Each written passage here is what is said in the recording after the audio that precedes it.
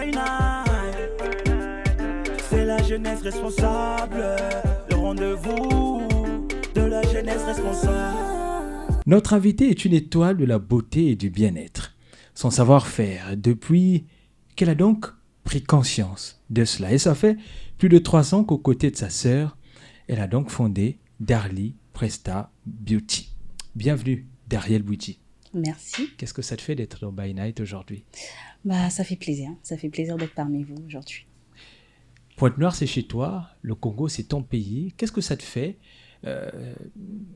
aller en Europe, revenir au pays, vivre ces changements tant soit peu? Alors, je trouve que c'est important d'avoir cette double culture, d'avoir la notion en France et la notion au Congo. Ça permet d'avoir une mixture en fait des deux et c'est juste top. Je le souhaite à tout le monde d'avoir cette double culture. Merci, c'est bien et on aime. Allez, c'est parti là. La beauté et vous, pour ne pas dire la beauté et toi, on peut se tutoyer. C'est donc une histoire qui remonte à depuis toute jeune. Tu avais 17 ans, Darline. C'est ça. Dariel, voilà. C'est ça. Lorsque ton père te dit « Ah, Dariel, il a quelque chose en toi ». Raconte-nous ça. Alors effectivement, quand j'ai eu 17 ans, mon papa avait tendance à me faire beaucoup de compliments. Donc il me disait souvent Dariel, je te trouve vachement belle. Les personnes ont tendance à te demander voilà, comment tu fais pour te coiffer, comment tu fais pour te maquiller, ou même les vêtements que tu mets sont souvent bien choisis. Pourquoi ne pas ouvrir un salon à toi ou avoir une marque de vêtements tout simplement pour pouvoir aider les autres justement à avoir le même goût, à avoir le même style que toi. Donc voilà pourquoi j'ai eu cette envie de vouloir ouvrir un centre de bien-être. Comment tu as réagi lorsqu'il te l'a dit? Alors, moi étant un peu narcissiste, j'ai dit c'est vrai papa, je trouve aussi que je suis belle. Et t'as pas tort, donc du coup j'ai dit oui, pourquoi pas. C'est vrai que je l'ai bien pris et je me suis dit je vais me pencher dessus. Voilà pourquoi j'ai laissé mûrir l'idée en fait. Laisser mûrir l'idée. Ouais. Il faut reconnaître que sur le plan scolaire, ton cursus scolaire ne t'a pas emmené vers là. Ah non, pas du tout. Alors, non, pas du tout. Je suis vraiment l'opposé. Je suis adjoint administratif de base, de profession. Donc, dans tout ce qui est secrétariat, comptabilité, gestion d'entreprise. Donc, ça avait vraiment rien à voir avec l'univers de la beauté. C'est toi qui le dis, rien à voir. Oui. Mais lorsqu'on est secrétaire, lorsqu'on est comptable, lorsqu'on est, forcément, ça doit rimer avec femme belle. Bien évidemment, attention, femme belle, c'est-à-dire voilà, avoir un certain standing de comment s'habiller au bureau, etc. C'est vrai que ça jouait un petit peu aussi le fait que je sois toujours bien habillée et toujours apprêtée pour aller au bureau. Ça reste dans la tête ce que te dit papa. Exactement. Un déclic qui va finalement t'emmener à croire. Ah ben oui, pourquoi ne pas? Pourquoi ne pas et pourquoi ne pas? Et puis, on va y arriver. Et s'il faut le faire, il faut forcément professionnaliser la chose. Exactement. Et tu vas donc te pencher sur la formation. Sur la formation. Ouais. Et qui peut t'offrir cette formation? Ta sœur. C'est ça. J'ai ma petite sœur, du coup, qui vient après moi, qui, elle, est diplômée d'esthétique, ça fait 10 ans. Donc, je lui pose le problème. Je lui dis, écoute, voilà, je m'intéresse maintenant à l'univers de la beauté. Toi qui es dans le métier pendant 10 ans, est-ce qu'on peut s'associer, vu qu'on s'entend super bien? Elle me dit, ah oui, mais à une condition, il faut que tu te formes. Donc, du coup, je me suis formée en faisant un CAP esthétique. Et en même temps, en parallèle, elle aussi, elle m'a formée parce qu'elle a justement la casquette aussi de formatrice. J'ai suivi une formation de 2 ans. Donc, en alternance entre l'école et elle qui me formait en parallèle. Voilà. Honnêtement, Dariel, honnêtement, ta sœur, comment tu t'es sentie durant ces 2 longues années à ses côtés, se faire former par sa sœur? Je suppose qu'il y a eu des « Ah non, ça, pardon, j'aime pas », rigueur, il y a eu tout ça. Oui, c'est vrai que c'était compliqué parce qu'en plus, nous étant bantous, se faire, entre guillemets, respecter par sa petite sœur, c'est, voilà, faut avoir une présence d'esprit. C'est vrai que non, ça s'est bien passé. Mais c'est vrai qu'elle était assez sévère sur certains points que j'ai compris bien après. Parce que dans le monde du travail, on a tendance à dire que la familiarité tue le business. Oui. Donc du coup, c'est vrai que moi, des fois, je voulais un peu la prendre dans... Tu es ma petite sœur, elle m'a remise sur le chemin en disant non, là, on est au boulot, on n'est pas à la maison. Donc, c'est vrai que c'était chouette. Tu te rappelles de 3 petites anecdotes, un petit souvenir comme ça qui t'a énervé de votre formation? J'étais arrivée en retard, comme d'habitude. Sauf que là, elle me dit non, pas de formation aujourd'hui, donc tu peux prendre tes clics et tes claques, rentrer, en pensant qu'elle rigolait, mais non, elle rigolait pas. Sérieux? Ouais. Et là, on est à Paris. Ah oui, là, on est à Paris. Il est quelle heure, là? Il est 17h30, moi j'arrive, alors que la formation a commencé à 14h. Oh, ma foi, je suis allée boire un petit verre avec des copines avant. Ça valait le coup, hein. Non, ça valait pas le coup. La pauvre année, je l'ai regretté après. Mais voilà, j'ai compris que non. Comment tu as réagi? Au début, j'étais un peu énervée, mais après, j'ai compris qu'elle avait raison, en fait. Donc, il n'y avait pas lieu de s'énerver. C'est ça le boulot. Bon, c'est juste après. Oui. C'est juste après qu'on réalise. Exactement, 6 mois, bien 8 mois après. plus tard, ou peut-être même un an après. C'est ça. Vous avez gardé de très bons liens. Bien sûr, on est très proches, fusionnels, si je puis dire. Fusionnels. Et c'est ce qui est bien parce que, non pas seulement que vous partagez la même passion, mais vous avez aussi cette capacité à toutes deux voir dans la même direction. Exactement. Que vous allez vous asseoir un jour et se dire, alors, tu es diplômé, moi aussi je le suis. Est-ce qu'on peut aller vers la création ou le fondement finalement de cet atelier d'esthétique ou de cette maison d'esthétique? C'est bien, on va le faire ensemble. Mais tout cela est né d'un constat. Ouais. Alors, raconte-nous ce constat. Alors, elle me dit, Dariel, moi, je trouve que l'univers de la beauté commence à prendre de l'ampleur sur les réseaux sociaux, au niveau des médias. Et on se rend compte qu'il y a beaucoup de femmes ici en Europe qui se sentent mal dans leur peau. C'est-à-dire qu'elles se disent que si elles ne sont pas maquillées, elles sont moches. Si elles n'ont pas une teinte de fond de teint sur le visage, elles se sentiront pas bien. Alors que nous, on voulait vraiment apporter autre chose. C'est-à-dire on peut se maquiller tout en restant soi-même, en restant belle, sans pour autant faire des tonnes. Surtout reconnaissable. Exactement. Donc nous, on a mis en place en fait des produits qui permettent en fait au niveau maquillage de se maquiller, mais tout en gardant son grain de peau, qui élimine vraiment l'effet plâtre du visage, mais qui donne vraiment juste un booster. On a bonne mine, mais ça ne change surtout pas la carnation de la personne. Alors, moi, je vais rester quelques instants. On est à Paris, on reste en France. J'aime bien la ville, j'aime bien le pays. Alors, quelles sont celles qui vous contactent le plus? Alors, qui ça donne plus au maquillage? Je ne veux pas dire que le maquillage est une histoire d'Africain, non, rien. C'est une histoire de beauté, ça touche tout le monde. Mais quelles sont, d'entre toutes les nationalités, dans le public que vous recevez, est-ce que la forte demande est plus noire africaine? Alors oui, attention. Que blanche européenne. Non, noire africaine, mais plutôt ceux qui sont de ménage mixte, c'est-à-dire nos sœurs de peau noire qui sont avec des caucasiens, donc des Européens qui veulent pas forcément avoir ce choc en fait au niveau de leur époux du fait d'avoir un maquillage très osé, etc. Donc c'est vraiment ce public-là que nous on avait au tout début. Parce que le mariage mixte, c'est pas chose facile, mais généralement, on va dire, les maris européens aiment quand même garder la femme naturelle. Ils aiment pas trop d'artifice, en fait. Et c'est beau, d'ailleurs. Ouais. Donc, voilà. Et qu'en est-il de la femme blanche européenne? Est-ce qu'elle a aussi des préférences lorsqu'elle arrive dans votre salon? Se dire, allez, je veux me maquiller. Alors, à vrai dire, ça a été une difficulté d'avoir des personnes blanches dans notre centre de bien-être parce que nous sommes africaines, bien évidemment, et en France, c'est pas évident. Mais on a mis une stratégie en place en utilisant des produits bio. Et la femme blanche adore les produits bio parce que ça touche l'environnement. Ouais. Et lorsqu'on respecte l'environnement en France, on est amis de tout le monde. Exactement. Donc, du coup, c'est ce qu'on a fait pour avoir cette clientèle auprès de nous qui aujourd'hui s'est fidélisée. Quand on parle de produits bio, on fait allusion à quoi déjà? Alors, on est sur du biodégradable, c'est-à-dire un produit qui ne détruit pas l'environnement, qui n'abîme pas le grain de peau, qui ne donne pas d'imperfection en fait, parce que les produits de beauté, à savoir à la longue... Donc trop de maquillage finissent par... exactement, détruire la peau. Détruire la peau. Ouais, alors que là, c'est des produits qui sont naturels. Tout est naturel à l'intérieur, il n'y a rien de transformé. Rien de transformé. Exactement.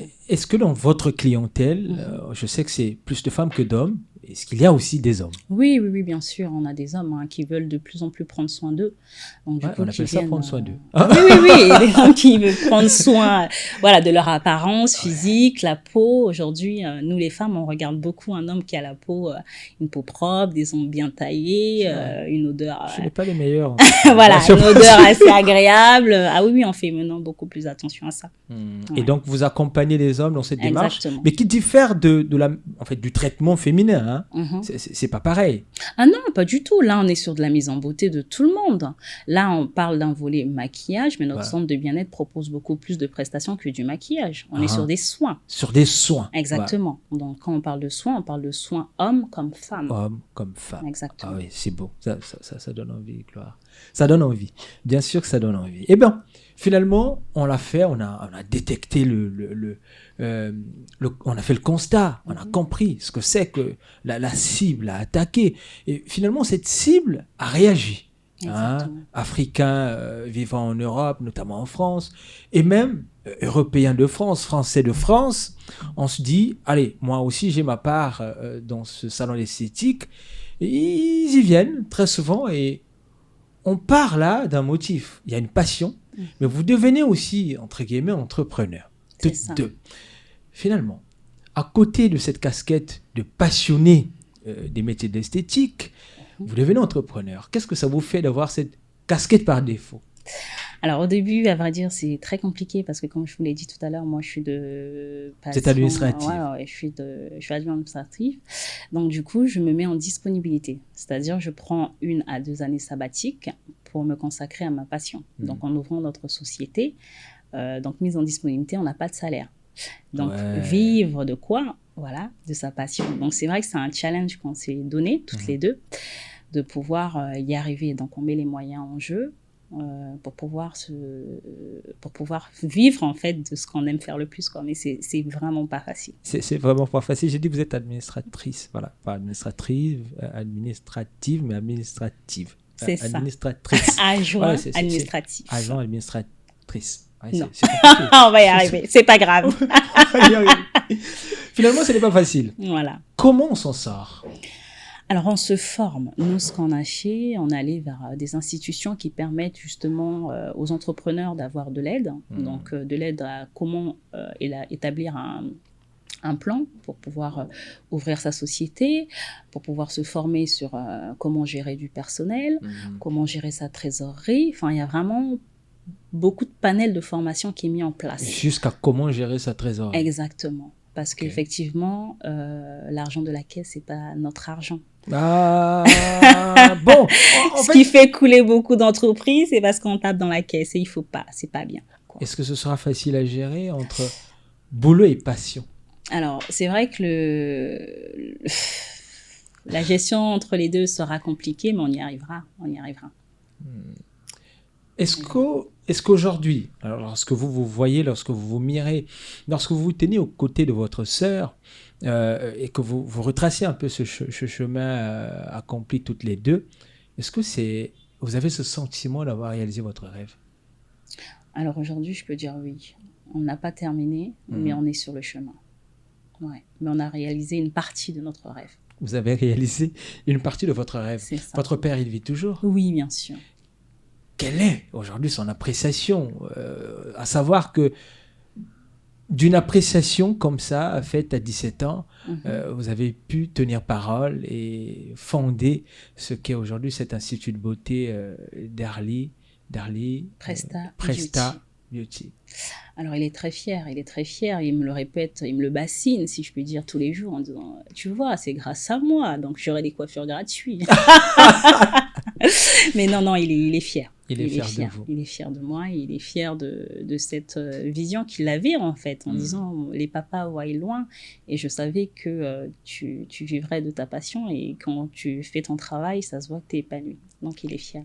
Est-ce qu'aujourd'hui, on peut dire que, allez, vous n'êtes pas la seule à le faire dans le secteur, mais partons de cette très belle histoire, est-ce qu'il y a des gens d'un entourage proche ou plus éloigné de cette jeunesse qui évolue, qui se veut aussi avoir des modèles, est-ce qu'il y en a de celles qui se sont agrippées à vous pour vous dire votre parcours m'inspire et j'aimerais bien vous prendre en modèle.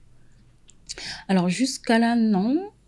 Je ne dirais pas que j'inspire pas, mais c'est très difficile entre frères africains d'aller voir un autre frère africain et lui dire tu m'inspires.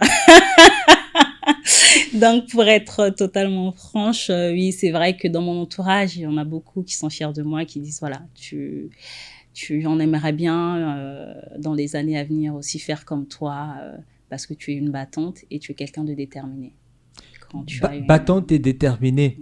Est-ce que lorsqu'on vous le dit, vous vous reconnaissez dans ça? Ou quelque part, on se dit, ah ouais, battante, ça a quand même été facile pour moi, dans tous les cas. Non, ça n'a pas été facile. Non. Ça n'a pas été facile parce que vivre sans salaire, c'est pas évident, comme je vous le dis. C'est vraiment qu'on en veut. Et c'est-à-dire qu'il faut trouver le moyen de pouvoir acheter du matériel pour son institut. Il faut trouver le moyen, donc il faut faire plusieurs boulots et pas rester là à se tourner les pouces. Donc oui, je suis assez battante et déterminée. Je trouve toujours le moyen d'aller au bout de mes rêves. Tu l'as dit bien avant, hein. Tu m'as dit c'est quand même compliqué entre Africains de se féliciter, de s'encourager, de se tenir pour modèle. Est-ce que toi, dans